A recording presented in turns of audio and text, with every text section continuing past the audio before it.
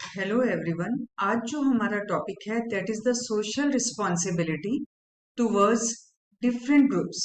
We have 6 groups जहां के लिए हमें अपनी सोशल रिस्पॉन्सिबिलिटीज को पूरा करना है। एंड अमंग दो 6 ग्रुप्स हमारा जो सबसे पहला ग्रुप है that is the towards the consumers. This is the social responsibility of a businessman. Businessman ने ये रिस्पॉन्सिबिलिटी पूरी करनी है towards the 6 groups. And the first group is towards the consumers. Consumers के लिए उसकी क्या क्या रिस्पॉन्सिबिलिटी होती है? First responsibility is that quality should be good. वो जो चीज प्रोवाइड कर रहा है वो उसकी क्वालिटी मेंटेन रहनी चाहिए। अगर वो हमें कोई इलेक्ट्रिक गुड्स दे रहा है तो वो सेफ होने चाहिए। अगर वो हमें कुछ जैसे फॉर एग्जांपल थोड़े लॉन्ग लास्टिंग गुड्स होते हैं, जैसे फॉर एग्जांपल स्कूटर्स वगैरह हैं, तो उनकी ड्यूरेबिलिटी रहनी चाहिए। अगर वो हमें ईटेबल्स दे रहा है तो उनकी प्योरिटी रहनी चाहिए। So the quality should be maintained. It is the first responsibility of a businessman towards the consumers.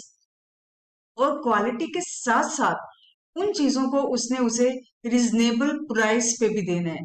Price जो है वो रिजनेबल होने चाहिए, बहुत ज्यादा इंक्रीज प्राइसेस नहीं होने चाहिए उसके लिए, राइट? अब दूसरा हमारा पॉइंट आता है regular supply. When the demand is there in the market, supply has to be ensured by the businessman. अगर डिमांड है और उसने अपनी सप्लाई रोक दी तो डेफिनेटली उसका जो असर है वो पूरा प्राइस पे पड़ेगा। So according to demand, supply should be ensured by the businessman. Next is educate the customers about the use, content and the precautions. जो भी प्रोडक्ट वो सप्लाई कर रहा है उसके यूजेस क्या क्या हैं, उनको किन प्रिकॉशंस के साथ यूज करना है, उनके क्या क्या इंग्रेडिएंट्स हैं, this every information should be given to the customers. इसके साथ साथ और भी बहुत सी चीजें होती हैं जो हमें उनको बतानी चाहिए, जो एक बिजनेसमैन को, एक कंज्यूमर को बतानी चाहिए। That is for example date of manufacturing, expiry date, right? ये बहुत सी चीजें जो जो इंफॉर्मेशन एक कस्टमर के लिए यूजफुल है, that every information should be given to the consumer by the businessman. Next is when a businessman is going to advertise about the product, उस वक्त उसको एडवर्टाइजमेंट में बहुत ट्रूथफुल रहना है।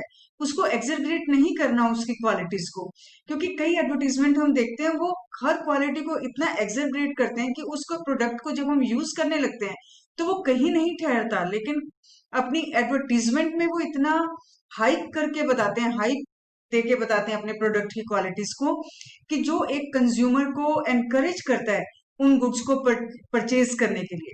तो ऐसे जो हम एडवर्टीजमेंट दे रहे हैं वो हमेशा ट्रूथफुल होनी चाहिए, उनकी क्वालिटीज को बढ़ा चढ़ा कर नहीं बताना, but are reality should be told.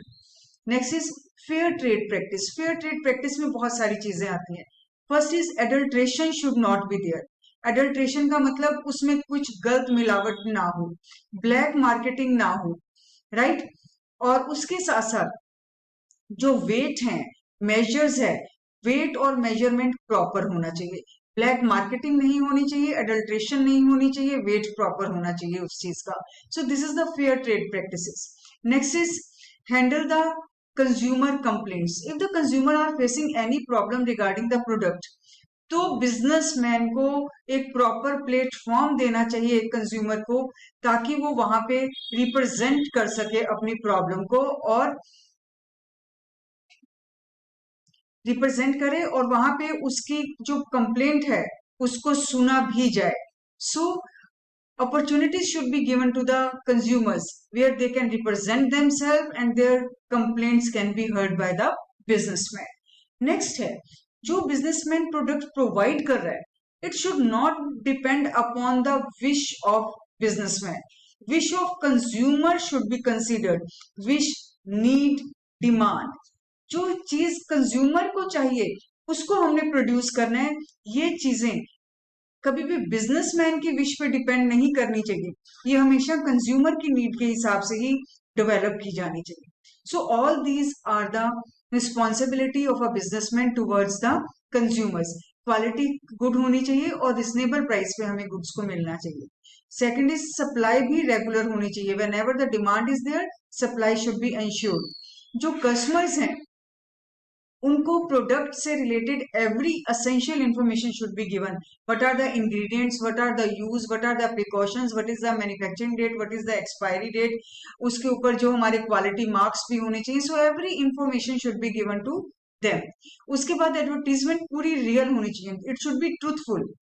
Next is fair trade practices, means no adulteration, no black marketing, proper weight and measurement.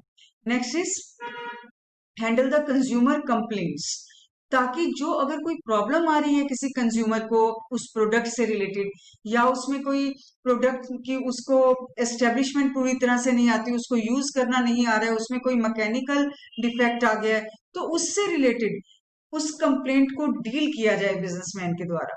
Next is, और जो बिजनेसमैन प्रोडक्ट बना रहा है, it should be according to the demand और the need of the customers. तभी वो जो products हैं वो कस्टमर के लिए ज्यादा फायदेमंद रहेंगे. तो ये तो हमारा हो गया एक ग्रुप टुवर्ड्स द कंज्यूमर. अब हम बात करते हैं सेकंड ग्रुप की. सेकंड हमारा ग्रुप होता है एम्प्लॉयज. एम्प्लॉयज जो वहां पर काम कर रहे हैं एक बिजनेसमैन के अंडर, उनके लिए एक बिजनेसमैन की क्या क्या रिस्पॉन्सिबिलिटी है. The first responsibility is the fair compensation. Compensation का मतलब होता है सैलरी. जो salary, it should always be fair. Fair का मतलब it should be sufficient, it should be competitive, it should be according to the rules that are set by the government. सबसे पहली बात है सफिशिएंट कैसे होती है. एक तो कॉम्पिटेटिव हो. कॉम्पिटेटिव का मतलब जो हमारे कॉम्पिटिटर्स पे कर रहे हैं. दूसरा, गवर्नमेंट के जो रूल्स एंड रेगुलेशन के हिसाब से हो. तीसरा, जो उसकी एबिलिटी है एक हमारे एम्प्लॉय की, उसके हिसाब से हो. और एबिलिटी एम्प्लॉयज की भी देखी जाती है और ऑर्गेनाइजेशन की भी देखी जाती है. ठीक है. फॉर एग्जाम्पल, एम्प्लॉय बहुत ज्यादा एजुकेटेड है लेकिन जो ऑर्गेनाइजेशन की एबिलिटी है वो कम है, तो वो ऑर्गेनाइजेशन अपनी कैपेसिटी के हिसाब से देगी. So fair compensation should be there. A employ should be able to survive with that compensation. तो that is known as the fair compensation. उसके साथ साथ जो वर्किंग कंडीशंस हैं, that should be safe and good. ठीक है. एक proper working condition होनी चाहिए जिसमें वो आराम से काम कर सके. Personal growth. पर्सनल ग्रोथ कैसे होती है? By the help of the training, by the help of the seminars. ठीक है. जब एक बार एक employ, when he starts working with the employer, then the knowledge stops at that moment. So how his knowledge will grow, how the person will grow, his knowledge will grow when some training will be given to him. When he is working, some training program should be arranged for them so that he can update his knowledge. Seminars में भी he will get the knowledge about the latest things कि हो क्या क्या रहा है. So such program should be arranged so that he can grow, the employee can grow, his knowledge can be updated. Next is develop the sense of belongingness. एक बहुत simple बात है. What is the sense of belongingness? Employee must have a feeling of belongingness with the business, with the employer. मतलब जो काम कर रहा है वहां पर उसको एक बिलोंगिंगनेस की फीलिंग होनी चाहिए. फॉर एग्जाम्पल, आप स्कूल जाते हो बेटा, आप स्कूल के साथ अगर हमारी बिलोंगिंगनेस नहीं होगी, we will never be able to love the school. हमें कभी अपने स्कूल से प्यार नहीं होगा. What is the belongingness? We should feel happy while going there. We should feel that we are made for each other. That is the feeling of belongingness. और ये belongingness कहाँ से आएगी? It is the responsibility of a businessman कि उसे ये feeling develop करनी है अपने एम्प्लॉय में. The employee should feel happy that I am the part and parcel of this particular organization.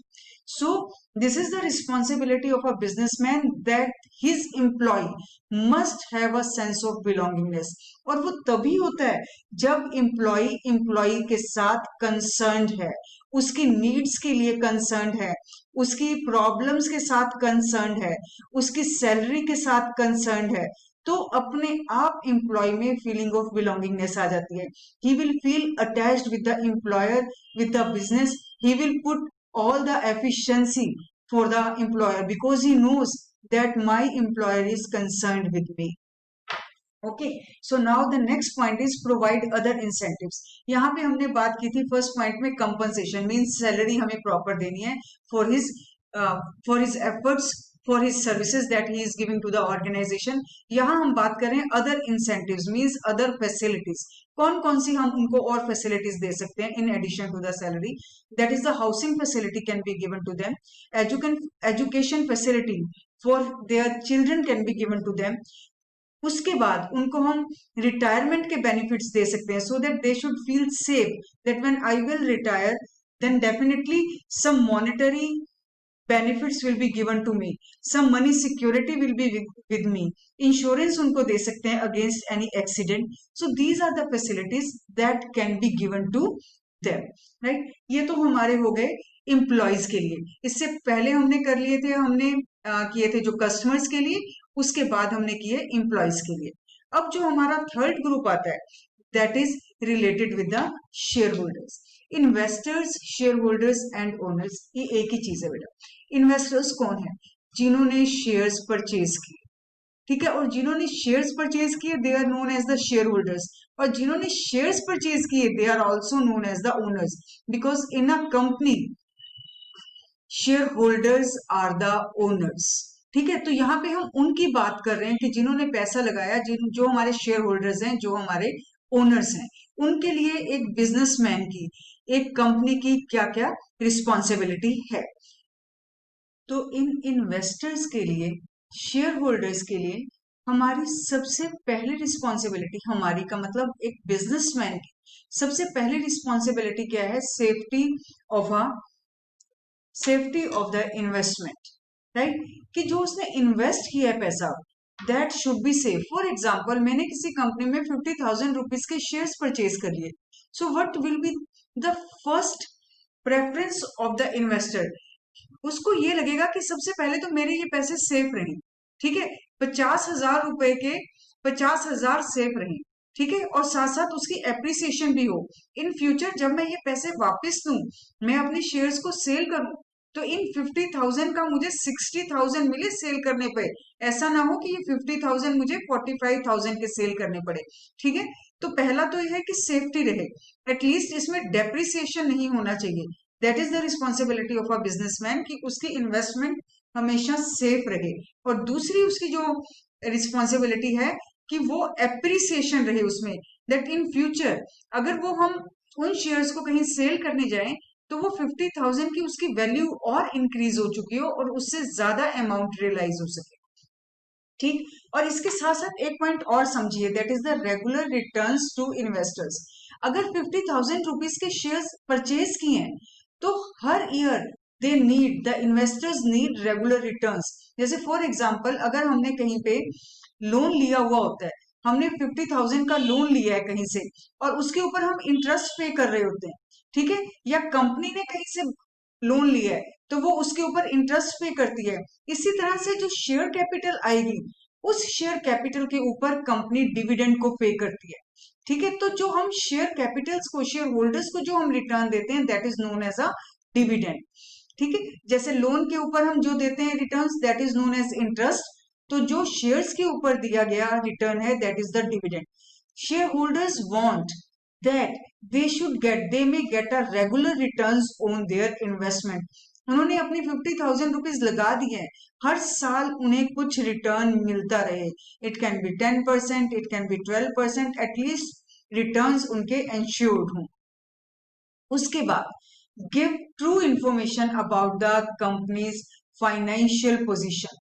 They are the owners, ठीक है। अब जो शेयर होल्डर्स हैं वो ओनर्स हैं, लेकिन वो अपने आप कंपनी को नहीं चला रहे, उनकी तरफ से कंपनी कौन चला रहा है? Board of directors, they are running the company.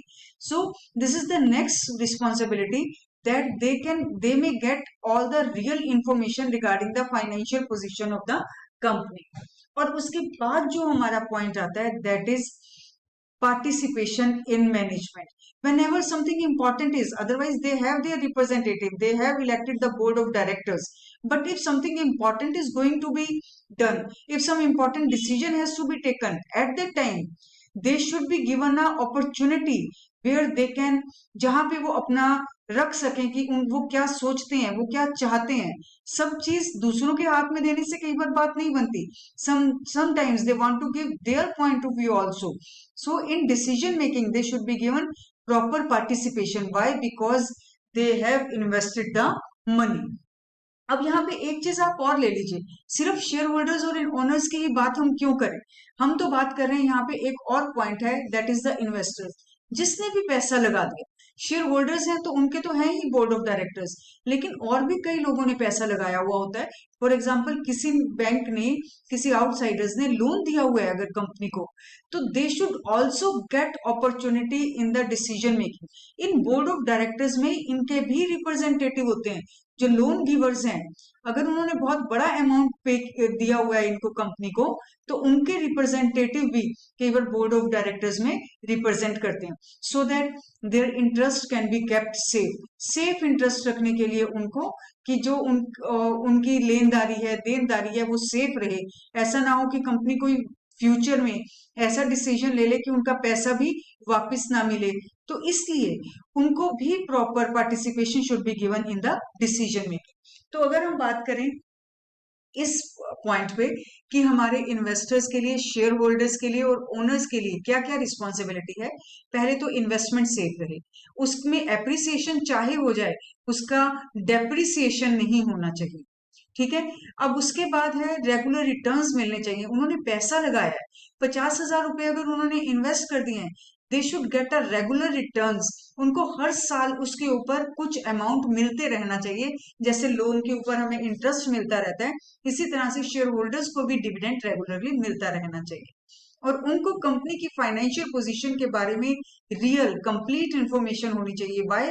So that अगर उन्हें लगे कि कंपनी में हमारा जो फंड्स हैं, जो हमारी इन्वेस्टमेंट है, वो सेफ नहीं है, तो वो उसको विड्रॉ कर सके, ठीक है। उनको पूरी तरह से कंप्लीट इंफॉर्मेशन होनी चाहिए, कोई भी हिडन फैक्ट्स वहां पे नहीं रहने चाहिए, ठीक। उसके बाद है अपॉर्चुनिटी मिलनी चाहिए हर इन्वेस्टर को, अगर उसका बहुत बड़ा अमाउंट उसमें लगा हुआ है, कि वो डिसीजन मेकिंग में पार्टिसिपेट कर सके, ताकि फ्यूचर में कभी भी जो उसकी वहां इन्वेस्टमेंट है वो सेफ रहे, ठीक। अब उसके बाद अब तक हमने तीन चीजें कर ली। पहला हमने किया था कस्टमर्स के लिए हमारी क्या रिस्पॉन्सिबिलिटी है एक बिजनेसमैन की। फिर हमने किया कस्टमर्स के लिए किया। उसके बाद हमने किया एम्प्लॉयज के लिए। और उसके बाद अब हमने कर लिया है शेयर होल्डर्स के लिए। और जब हमारी नेक्स्ट अब आती है responsibility of a businessman towards the government. Government की अगर हम बात करें तो सबसे पहले एक बड़ी होती है कि सारे फैक्ट्स एंड फिगर्स गवर्नमेंट के हमें क्लियर होने चाहिए, और जो हमारे फैक्ट्स एंड फिगर्स हैं वो गवर्नमेंट को क्लियर होनी चाहिए। Means transparency should be there, right. तो पहले ही अगर हम बात करें, pay the taxes on time, right. जो टैक्स हमें मिल रहा है, जो हमारी इनकम है, वो हमें पूरी तरह से शो करनी चाहिए। हिडन इनकम कहीं भी नहीं होनी चाहिए। और जब हम इनकम को शो कर रहे हैं, उसके ऊपर टैक्स प्रॉपरली कैलकुलेट कर लो और उसको टाइम पर पे करो। पे टैक्सेस ऑन टाइम। और जो गवर्नमेंट में, जो अभी मैंने बात की थी कि ट्रांसपेरेंसी की, कि हमारे फैक्ट्स एंड फिगर्स गवर्नमेंट को क्लियर होने चाहिए, और जो गवर्नमेंट के फैक्ट्स एंड फिगर्स हैं, उनके फैक्ट्स एंड फिगर्स क्या होंगे, उनके हैं rules, regulation, laws that they have made, वो हमें क्लियर होनी चाहिए। और ताकि बिजनेसमैन उस लॉ के हिसाब से, rules regulation that is set by a government, उसके हिसाब से काम कर सके। गवर्नमेंट ने सबके लिए रूल्स रेगुलेशन बनाए हैं। फॉर एग्जाम्पल, उसने मिनिमम वेज एक्ट बना दिया, ठीक है। उस मिनिमम वेज एक्ट के हिसाब से सैलरीज दी जाएंगी जो हमारे वर्कर्स हैं। गवर्नमेंट ने मोनोपली एक्ट बनाया हुआ है, ठीक है। मोनोपली में मतलब हम किसी भी कंपनी को ऐसे परचेज नहीं कर सकते, इलीगली खत्म नहीं कर सकते, एक एक मार्केटियर नहीं रह सकता कंपनी में। तो ऐसे हर चीज में proper weight and measurement act है। So for each and everything government has made some rules and regulation. तो उसके हिसाब से एक बिजनेसमैन को काम करना है। उसके बाद है be fair in trade, specially in the international trade. Fair तो उसे हर ट्रेड में रहना है, कहीं पे भी manipulations are not at all allowed. Manipulations नहीं करनी है उसने, ठीक है। कहीं झूठ नहीं बोलना है, कुछ छुपाना नहीं है। लेकिन स्पेशली उसे फेयर कहाँ पे रहना है, when we are talking about the international trade. Because in international trade not only the reputation of a businessman but also of a country, reputation दोनों की यहाँ पे दाव पे लगी हुई होती है। अगर किसी बिजनेसमैन ने गलत काम कर दिया तो साथ साथ वो पूरा कंट्री बदनाम हो जाता है। सो जो यहाँ पे हमेशा उसे फेयर रहना है, ताकि उसकी कंट्री की रेपुटेशन भी बनी रहे और बिजनेस की रेपुटेशन भी बनी रहे। एक एग्जांपल आप अपने आप आजकल देख रहे हो, चाइना से सारे जो हमारे ट्रेड हैं सब कंट्रीज के क्यों हटते जा रहे हैं? Because they feel that the Chinese companies are not fair. उसके साथ साथ वो कंपनीज भी, businessman company, they are suffering as well as the country will suffer, because जो इंटरनेशनल ट्रेड है उसमें दोनों की जो रेपुटेशन है it is involve. Next point is help in solving the social problem. Many social problems आते हैं, discrimination होता है कई बार। डिस्क्रिमिनेशन की हमने सिर्फ मैन को काम देना है, वीमेन को नहीं देना। एक प्रॉपर सिर्फ एक ही रिलीजन वाले को काम देना है, किसी कास्ट को पर्टिकुलर काम नहीं देना। What is this? This is the social problem. तो इन प्रॉब्लम्स को भी सॉल्व करने में एक बिजनेसमैन को हेल्प करनी चाहिए। Help the government in making laws and planning. जब गवर्नमेंट कोई लॉ बना रही है, कोई प्लान कर रही है फ्यूचर के लिए, तो उसमें भी हमें बिजनेसमैन को it should play an important part. किस वजह से? For example government weight measurement, minimum wage act, ऐसा ही कोई रूल बना रही है। So these businessman are the persons who are practically in touch. ये प्रैक्टिकली टच में है किस चीज के लिए? इन सब प्रॉब्लम्स के। So they should tell the government कि ये प्रॉब्लम्स आएंगी जब कोई आप रूल बना रहे हो, कोई लॉ बना रहे हो। तो गवर्नमेंट को जब वो प्रैक्टिकल प्रॉब्लम्स का पता होगा, तभी वो एक पूरा प्रैक्टिकल लॉ जो पूरी तरह से सक्सेसफुल हो, ऐसी कोई प्लानिंग बना सकती है, ऐसे कोई रूल्स रेगुलेशन बना सकती है। तो help the government in making the rules and regulation that is related with them. For example wages से रिलेटेड कुछ हो, सैलरी से रिलेटेड कुछ हो, मोनोपोलीज एक्ट हो, वेट एंड मेजरमेंट का कोई एक्ट हो, ठीक है, पोल्यूशन से रिलेटेड कोई एक्ट हो, राइट। तो इन सब में उन्हें गवर्नमेंट की हेल्प करनी है। Corporate if any investigation is carrying on. अगर उस उनके फील्ड से रिलेटेड कोई इन्वेस्टिगेशन चल रही है, उनके ऑर्गेनाइजेशन में कुछ किसी चीज से भी रिलेटेड कोई इन्वेस्टिगेशन है, उसमें उनको प्रॉपरली पूरी ऑनेस्टी के साथ कॉपरेट करना चाहिए, राइट। अगर जितनी ऑनेस्टी के साथ वो कॉपरेट करेंगे, उतनी जल्दी इन्वेस्टिगेशन खत्म होगी और वो अपना काम फिर फ्रीली स्टार्ट कर पाएंगे। So cooperate if any investigation is going on.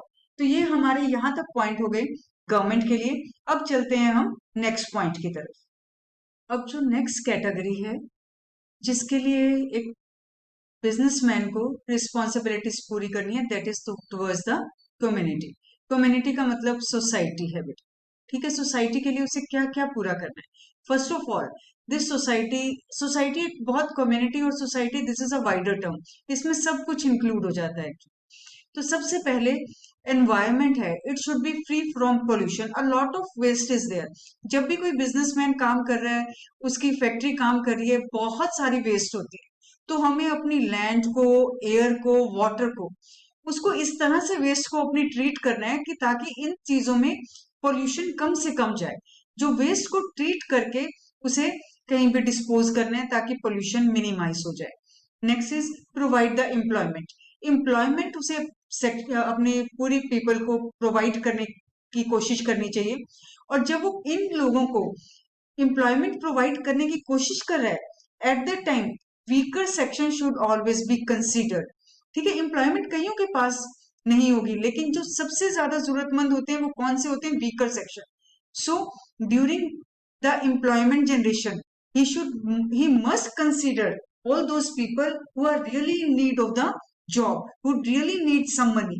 So those people should be considered first. National integration means वो कोई भी काम करे, चाहे वो एम्प्लॉयमेंट प्रोवाइड कर रहा है या कोई बिजनेस एक्टिविटी कर रहा है, उसमें सब जगह he should feel that I have to maintain the national integration. ऐसा नहीं होना चाहिए कि किसी प्रॉपर रिलीजन को वो ज्यादा प्रेफर कर रहा है, किसी प्रॉपर कास्ट को ज्यादा प्रेफर कर रहा है। It should not be a part of a businessman, right. He should work for the national integration. Next is local areas. Local area जहां पर उसकी फैक्ट्री है, जहां से उसको ज्यादातर इंप्लॉइज मिल रहे हैं, ठीक है, तो उस प्रॉपर एरिया को वो फैसिलिटीज प्रोवाइड कर सकता है। क्यों फैसिलिटीज वो प्रोवाइड कर सकता है? Because he has economic resources. Economic resources का मतलब होता है बेटा पैसे हैं उसके पास, तभी तो वो एम्प्लॉयमेंट दे रहा है सबको। और जब वो एम्प्लॉयमेंट दे रहा है, आसपास के लोग वहां काम करने आ रहे हैं, then he must do something for that local area. वहां पे प्रॉपर वाटर सप्लाई स्टार्ट करवा सकता है, electricity supply should be there, school facility, hospital facility, dispensary facility, dispensary और हॉस्पिटल की फैसिलिटीज में क्या डिफरेंस है? हॉस्पिटल में डॉक्टर्स भी अवेलेबल होते हैं, सारी मेडिकल फैसिलिटीज होती हैं, लेकिन जो डिस्पेंसरी है यहाँ पर मेडिसिन अवेलेबल होती है। ठीक है, dispensary is just a part of the hospitals.